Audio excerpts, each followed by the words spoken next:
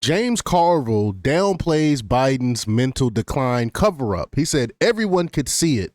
Well, it's not the thing that everyone can see it. Yes, everyone could see it, but the story here is that the Democrats and the mainstream media lied to everyone. That was the issue. It's not that everyone could see it, but they kept pushing and they kept pretending like we were wrong when especially conservatives, they try to when conservatives was talking about this years ago, they try to pretend like we were making this up. Remember, they called it cheap fakes. So there was a cover up. What is he talking about here? So we're gonna play the clip, but before we get started, go ahead and hit that like button, share this out so we can get this information out there. Subscribe if you're not already a subscriber, and hit that alarm bell so you know when I'm putting out new stuff.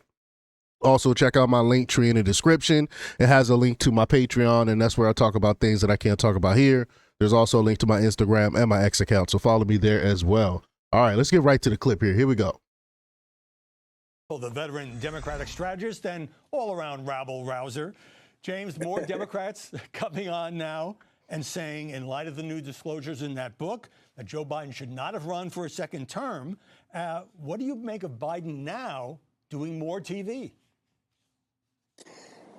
Before we get to what he has to say, I'm gonna say Biden just need to go away.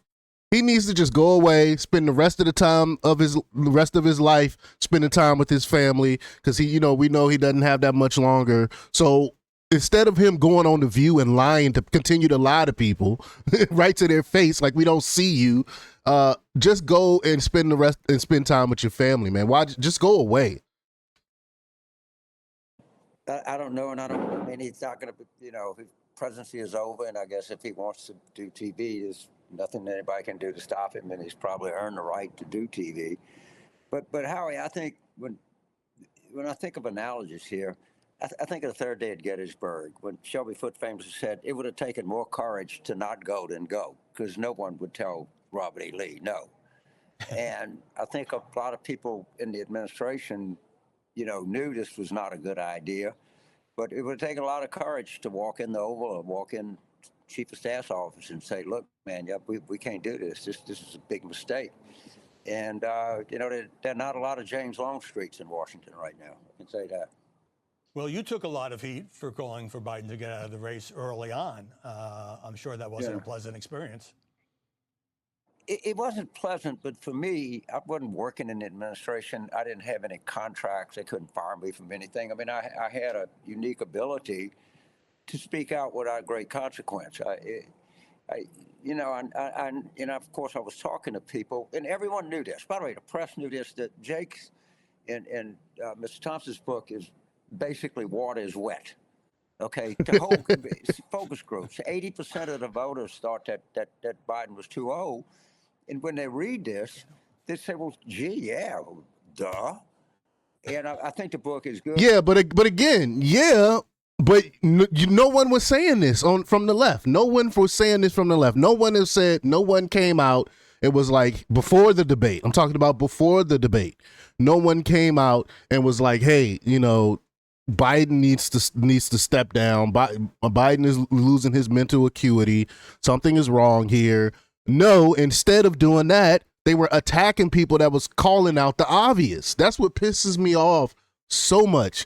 Is now he's saying, "Oh, yeah, we all saw it." Yeah, we all saw it, but y'all pretending like you didn't. And then when you had people come out talking about it, we were attacked for it. We were called liars. We were saying we were delivering misinformation, disinformation, cheap fakes, and stuff like that.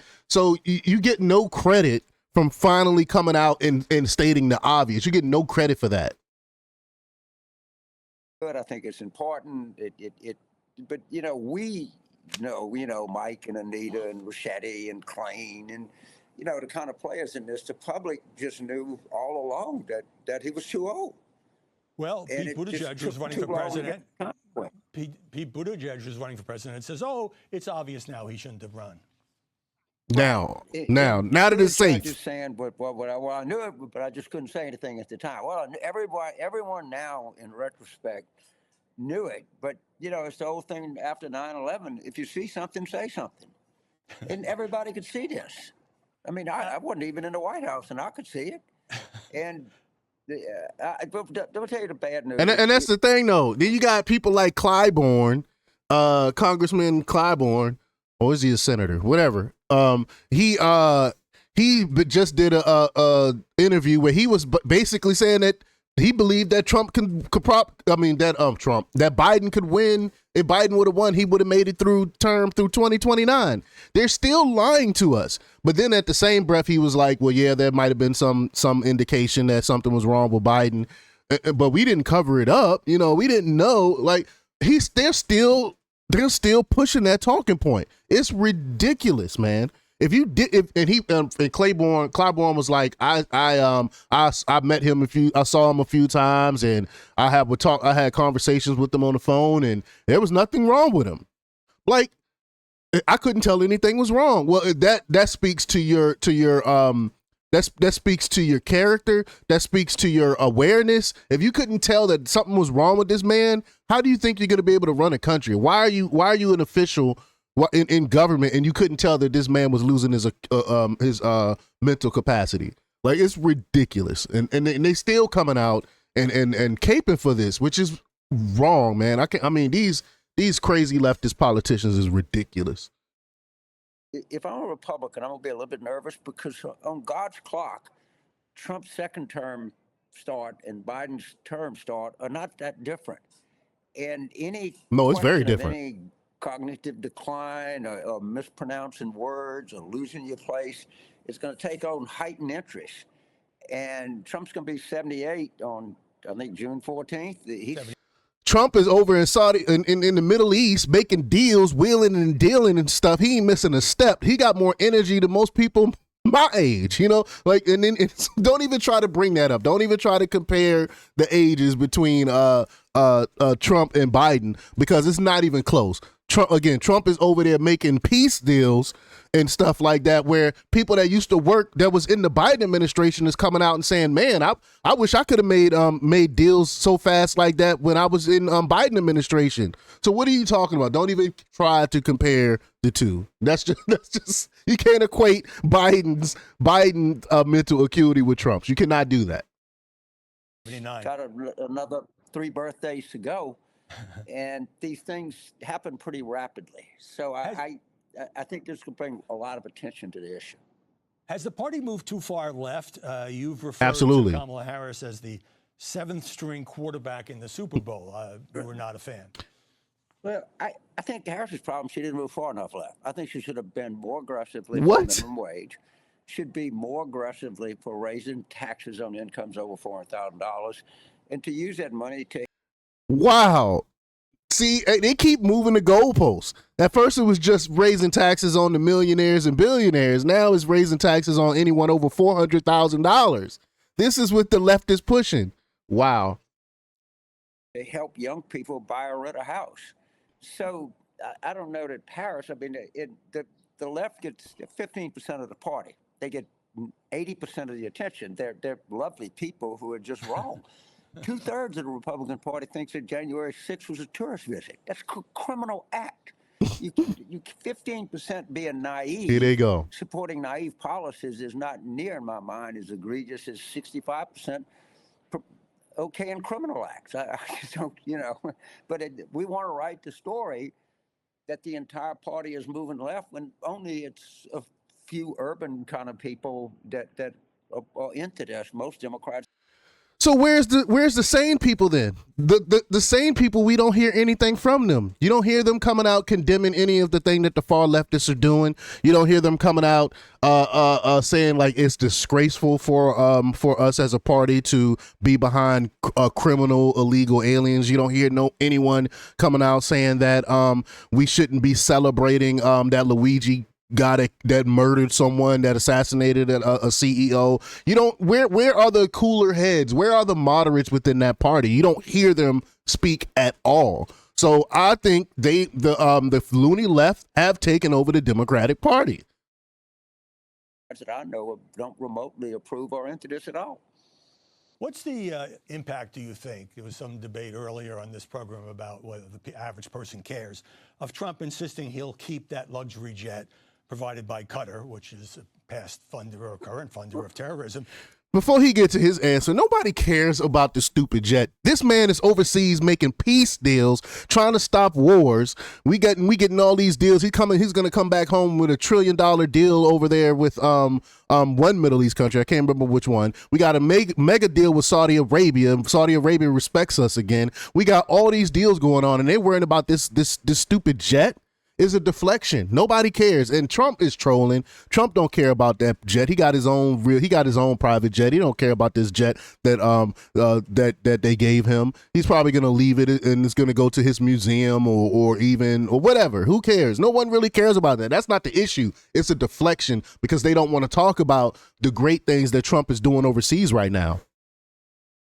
Despite opposition from Republicans, from media conservatives, and the Democratic side seems to be nothing to see here. We're just going to look forward. Right. Well, I was listening to the previous segment with the guy you had on, and he's either a fool or just a shill. He compared to the Statue of Liberty. Well, the Statue of Liberty was authorized by Congress, and he's wrong. Trump does get to keep it. It'll just be transferred to his library. Boy, there'd be a lot of things that he can't do. So when people make... So who cares? If it goes to his library, he's not going to be flying around on it. It's a gift. No one cares. Like, he's not really accepting it and going to be using it. It's kind of like the whole situation in Chicago when they had a whole room full of gifts that they're not supposed to touch. That's kind of like what this is. I don't think Trump is going to care about this private jet thing. The media is the ones that's making a big deal out of it because that's all they got. What are they going to report on? They're going to report on the great things that Trump is doing in the Middle East. They're going to report on the low inflation, how inflation has dropped. They're going to report on how his approval ratings has gone up. No, of course they're not. They're going to find one thing and try to, and all the mainstream media is going to try to attack that. That's what this is. It's a deflection. These what I consider to be asinine analogies, the public is not getting the full information, and to compare the Qatar jet to the Statue of Liberty is just historical ignorance of the first order. James Comey wants to 86 Trump. What? We all heard this. I did a few videos on this already. I say and shout out to Alex Jones. He coined this 48 for 47. 48-47. Make President 47 the 48th president. That's what he's talking about. Third term for Trump. I love it. I'm all for it. I'll be honest with you. I was told everyone knew what the number 86 meant. I'll be honest with you. I had no idea. I thought. Are you kidding? Bob Casey got elected governor of Pennsylvania. But wow. How do you not know what 86 means? I don't know. Huh? Well, James, Jim Clyburn says the Democrats can't get their message out because the media won't carry it. I would say that's not our job, but also... Wow. So the mainstream media ain't carrying their water enough, as if, yeah, right. How do you think I get all this content calling out the mainstream media for not reporting on things or misinforming people and stuff like that? Because they always cape for the Democrat Party. If that wasn't the case, I wouldn't have any material.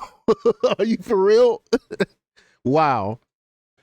The Democrats don't have a national leader right now, anybody with anything near the megaphone of President Trump. Well, we don't have a message because politics is determined by presidential candidates. They're really the people that can do a message. I mean, I'm pretty sure the Democratic message, and by the way, the Democrats all winning elections left and right. I don't know if anybody noticed. I'm making book and spotting 4 points in Virginia and taking a Democrat. But the message in 2026 is simply going to be basta. Okay? Enough. And you probably don't need much more, but come 28, with the talent that exists in the party, watch out. I think you're going to get some good messaging and some good talent. And I think the 2028 presidential primaries on the Democratic side are going to be very competent and very fascinating. No, it's going to be very chaotic. It's going to be very chaotic because we already we know how the DNC works. If they don't get their person in, if the people vote, if the elitists don't get their person in, they're going to do something to circumvent that vote. I mean, look what happened with David Hogg. Look how they just threw the crown on Kamala Harris without anyone voting for them. Like I keep saying, the DNC, the so-called Democratic Party, is the most undemocratic entity in this country. So just with half a minute, you're optimistic about the next election, even though the Democrats' ratings are in the toilet right now. Right.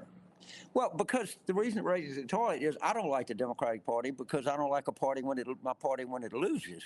But I'm optimistic if you look at what's going on in Iowa, you look what just happened in Omaha, you look at how they cut Wisconsin was plus 10 points, huge margin cuts in specials in Florida. Going to be a big win in Virginia. That, you know, and look, the amateurs follow polls, the professional follows election results. Got it. James Carville, thanks very much. Still to come. Wow. The Raging Cajun. I think he's in denial. But y'all let me know what y'all think about this. Leave y'all comments down below. Like, share, and subscribe. And check out jjthepsychotherapist.com for the latest in news. Until next time. Peace.